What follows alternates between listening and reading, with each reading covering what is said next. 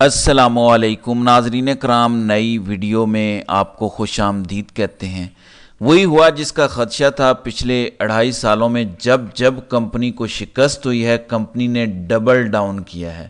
بجائے اس کے کہ وہ عقل کرتے، بجائے اس کے کہ وہ سیکھتے، ایک بغیر بالوں کے شخص ہے جو بڑا افلاطون بنتا ہے، میں اس کا نام نہیں لینا چاہتا، اس نے ایک پیڈ کمپین کر دی اور اب معافیا مانگتا پھر رہا ہے۔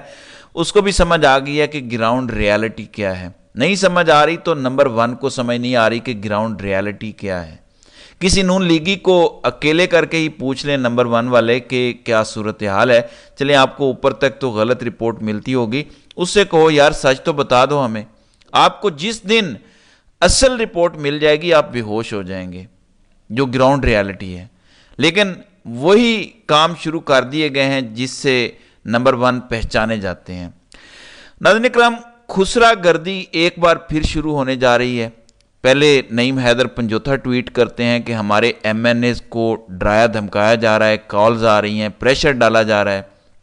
اس کے بعد ایک ساؤنڈنگ وارننگ آتی ہے عمر ایوب کی جانب سے۔ وارننگ ہے شہباز شریف کے لیے، آئی ایس آئی، ایم آئی اور آئی بی کو روکو، پی ٹی آئی، سنی اتحاد کونسل اور آزاد لوگوں کو کال کرنے سے اور انہیں دھمکانے سے روکو۔ تم اور تمہاری پارٹی کو شرم آنی چاہیے۔ اور نیچے پیغام ہے ڈی جی آئی ایس آئی کے لیے کہ اپنی توجہ دہشت گردوں اور دہشت گردی پہ رکھو، پاکستان کی سیاست میں دخل اندازی مت کرو اور اس گرنے والی حکومت کو بچانے کی کوشش نہ کرو۔ یہ عمر ایوب نے پیغام دیا ہے D G I S I, D G M I اور ڈی جی آئی بی کو۔ اس کا مطلب ہے کہ حالات سنگین ہیں، تو اتنی بڑی وارننگ پی ٹی آئی کے جنرل سیکرٹری کی طرف سے دی گئی ہے، کوئی تو وجہ ہے نا کہ اتنا کھل کے بات کی گئی ہے۔ میں نے کل آپ کو بتایا تھا کہ یہ جو فیصلہ آیا ہے، آپ ابھی صرف ایک لڑائی جیتے ہیں، جھڑپ جیتے ہیں، جنگ ابھی جاری ہے، آپ کا دشمن انتہائی گھٹیا اور کمینہ ہے، وہ حرکت کرے گا۔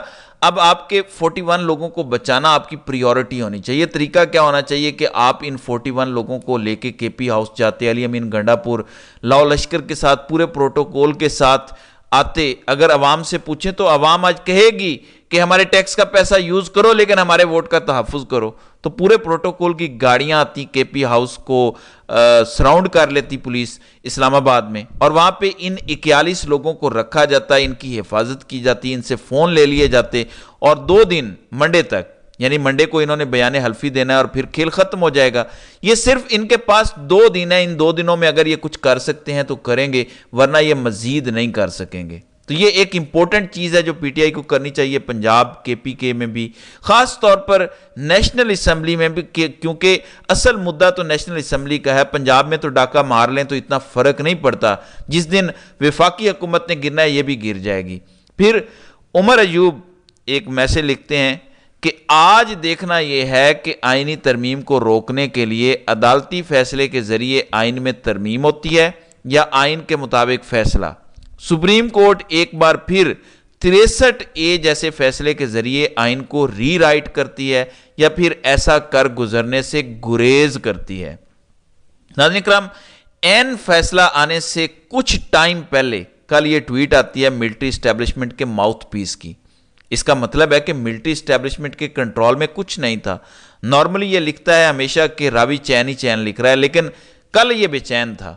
ان کو رپورٹس تو ہوتی ہیں، کالیں یہ ساری ٹیپ کرتے ہیں، ججوں کے کمروں میں کیمرے لگے ہوتے ہیں، چیمبر میں مائکس لگے ہوتے ہیں، انہیں پتا تھا کہ اندر کیا ہو رہا ہے۔ تو اس نے 63A کے فیصلے کا ذکر کیا، اور میں نے کل ویڈیو میں آپ کو کہا تھا کہ یہ وہ فیصلہ ہے جو پاکستان کی جمہوریت کو اگر کوئی بچا گیا ہے تو وہ یہ فیصلہ بچا گیا ہے۔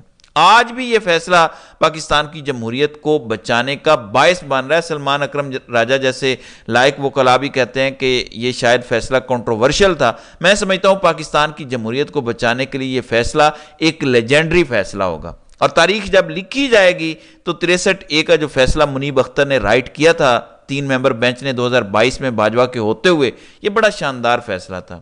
یہ فیصلہ تھا جس نے ہارس ٹریڈنگ کو ختم کیا۔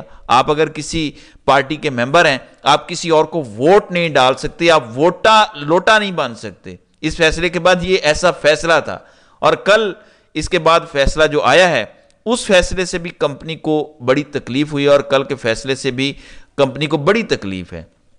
انہیں زیادہ تکلیف ہے کہ فیصلہ آنے سے اب تک راوی جو ہے وہ چین ہی چین نہیں لکھ سکا، اور پھر رات کو اپنے خسرا ونگ کو ایکٹیویٹ کر دیا گیا ہے، اور یہی دھمکیاں، فون کالز، سارا کچھ شروع ہو گیا ہے۔ اب ایک جانب واقعی دھمکیاں اور فون کالز بھی آتی ہیں، لیکن کچھ دہاڑی باز ہر جگہ ہوتے ہیں، آفرز تو اربوں کی آئیں گی، کیونکہ یہ تو پورے سسٹم کی بقا کا مسئلہ ہے۔ کہا جا سکتا ہے کہ دنیا کے جس ملک میں کہو گے تمہیں سب کچھ ملے گا، جوائن نہ کرو پی ٹی آئی کو۔ 41 لوگ ہیں، 41 کی لسٹ ہے، کیا یہ ممکن ہو سکے گا؟ میری رائے میں فیصلہ ایسا دیا گیا کہ یہ ہو نہیں سکتا، لیکن اس کے باوجود دھمکیاں اگر دی جا رہی ہیں، اس کے باوجود کوشش کی جا رہی ہے، تو کوئی نہ کوئی پلان انہوں نے سوچا ہوا ہے۔ پی ٹی آئی کو اپنا سیف سائڈ خود کرنا چاہیے اور لوگوں کو محفوظ مقام پر منتقل کرنا چاہیے، جو کے پی کے جا سکتے ہیں۔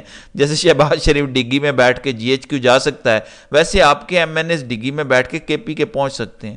دوسری جانب شیر افضل مروت کا رد عمل آ گیا ہے، جو ان سے جواب مانگا گیا تھا۔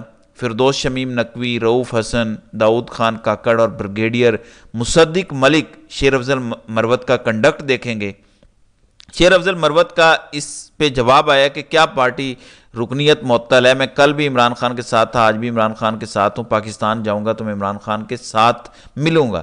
تو دیکھتے ہیں کہ اس معاملے کو کیسے ڈیل کیا جاتا ہے، لیکن یہ ایک اچھے ٹائم پہ ہوا ہے کہ اگر کوئی بندہ فارورڈ بلاک کی بات کرتا ہے یا سوچ بھی رہا ہے تو اسے سمجھ آ جائے کہ عمران خان میس اراؤنڈ کرنے کے موڈ میں نہیں ہے۔ جس بندے نے جرنیلوں کو لٹا دیا ہے، جس بندے نے ان کی رونت خاک میں ملا دی ہے اللہ کے بھروسے، تو پارٹی کے 2-4 لوگ چھوڑ جائیں تو اسے کیا فرق پڑتا ہے؟ عمران خان نہیں ڈرتے کہ پارٹی سے کون جاتا ہے کون رہتا ہے، جو پنگا کرے گا وہ جائے گا۔ یہ ایک بہت بڑی جنگ ہے۔ پھر اسار رانا صحافی ہیں، دعویٰ کرتے ہیں کہ تحریک انصاف میں موجود فارورڈ بلاک اپنا کام کرنا شروع کر رہا ہے۔ آئندہ دنوں میں پریس کانفرنس کے طرز پر وفاداریاں تبدیل ہوں گی اور چند بڑے نام عمران خان کو چھوڑ دیں گے۔ یہ خبر حقیقت پر مبنی ہو سکتی ہے، اور یہ خبر اس لیے بھی آ سکتی ہے کہ پینک پھیلے اور حالات خراب ہوں۔ ظاہر ہے تحریک انصاف اپنی طرف سے صرف کوشش کر سکتی ہے کہ اپنے بندے انٹیکٹ کرے، سب ڈٹ کر کھڑے ہوں، اور وقت آنے پر جب پورے 81 لوگ ایک پارٹی میں شامل ہو جائیں اور پھر ان کو مخصوص نشستیں مل جائیں تو اس کے بعد حالات تو بالکل تبدیل ہو جائیں گے۔ قاضی ایک عضو معطل بن جائے گا، اور اس کے بعد اتنا آسان نہیں ہوگا کہ آپ ایک اور فیصلہ دیں کہ ان کے ووٹ ریکاؤنٹ کرو وغیرہ۔ تو تحریک انصاف کی 5-60 سیٹیں شاید یہ لے جائیں، لیکن اگر کوئی کہتا ہے کہ 20-25 سیٹیں لے جانے میں یہ کامیاب ہو جائیں گے تو یہ بڑا مشکل ہے۔ ناظرین کرام، میں پچھلی ویڈیو میں صنم جاوید کے حوالے سے جج صاحب کے شاندار فیصلے کا ذکر کر چکا ہوں، جس میں میں نے بتایا تھا کہ جو آئی او تھا، جو انویسٹیگیشن آفیسر تھا، اس نے بدنیتی پہ مبنی یہ کیا کہ ایک ہی کیس میں ملٹیپل طریقے سے جیل میں ڈالتا جا رہا ہے، اور اس کا مقصد یہ ہے کہ جوڈیشل سسٹم کو شکست دی جا سکے۔ اس میں ڈپٹی کمشنر لاہور اور گجرانوالہ بھی انوالوڈ ہیں، انہوں نے بھی ایکٹیو رول پلے کیا، اور نیچے جج نے ایک کوٹ لکھی جس پر میں نے پچھلی ویڈیو کا اختتام کیا تھا، جس کا مطلب تھا کہ جیسے پاکستانی خفیہ ایجنسی لوگوں کو مار دھاڑ کر کے یہ دعویٰ کرتی ہے کہ ہم تو استحکام لانا چاہتے ہیں، آپ بولتے ہیں اس لیے ہم مارتے ہیں۔ جو جان سٹیورٹ مل ہیں، وہ کہتا ہے کہ جب کسی کو مار مار کے آپ ڈوسائل بنا لیتے ہیں تو آپ کوئی گریٹ چیز اکمپلش ویسے بھی نہیں کر سکتے۔ آپ لوگوں کو مار مار کے اپنی مرضی کا نہتہ، کمزور، بزدل یا لولا لنگڑا بنا بھی دیتے ہیں تو اس سے کچھ حاصل نہیں ہوتا، یعنی استحکام نہیں آ سکتا، ترقی نہیں مل سکتی، کامیابی نہیں مل سکتی جب آپ کے پاس ایسے لوگ ہوں جو آپ کی ہاں میں ہاں ملائیں۔ یہ بڑا امپورٹنٹ ہے جو جج صاحب نے لکھا ہے۔ یہ دوبارہ اس ویڈیو میں بتانے کا مقصد یہ ہے کہ شرم ان کو نہیں آتی، یہ شرم سے بہت دور ہیں، اتنے دور ہیں کہ اس کی کوئی مثال ہی نہیں ملتی۔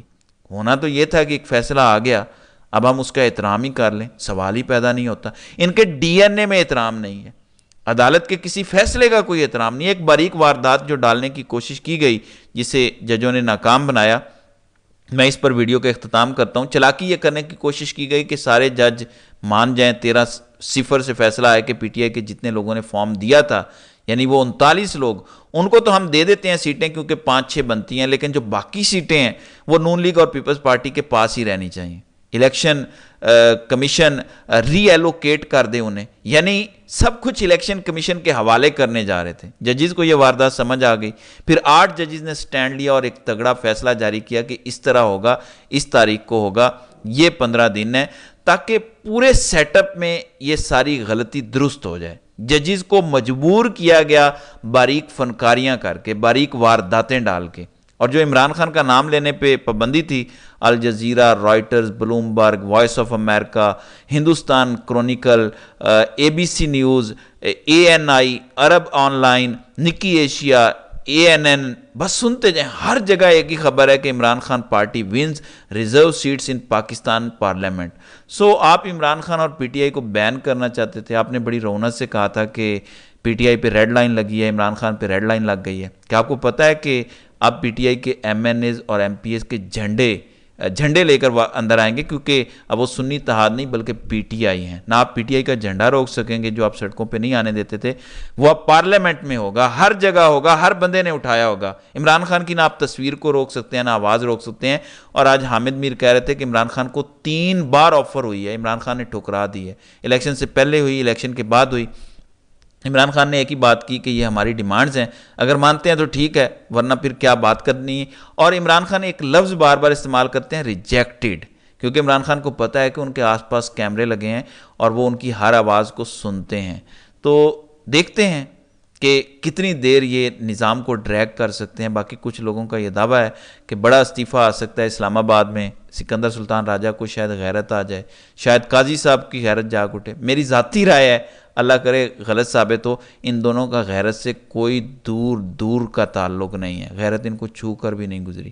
اللہ کرے کہ میں غلط ثابت ہوں اور یہ بلائیں پاکستان سے ٹل جائیں، آمین۔ تو ناظرین کرام، آپ کی اس ویڈیو کے حوالے سے کیا رائے ہے؟ آپ اپنی رائے کا اظہار کامنٹ سیکشن میں ضرور کیجیے گا۔